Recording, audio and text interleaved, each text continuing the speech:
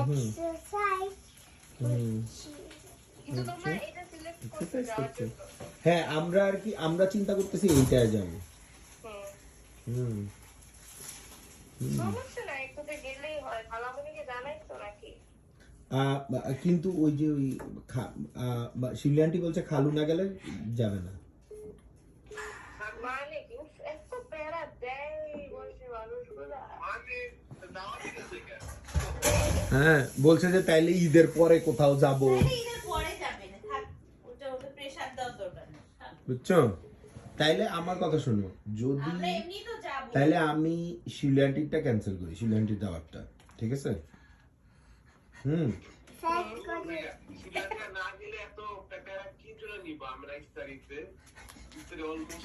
না শোনো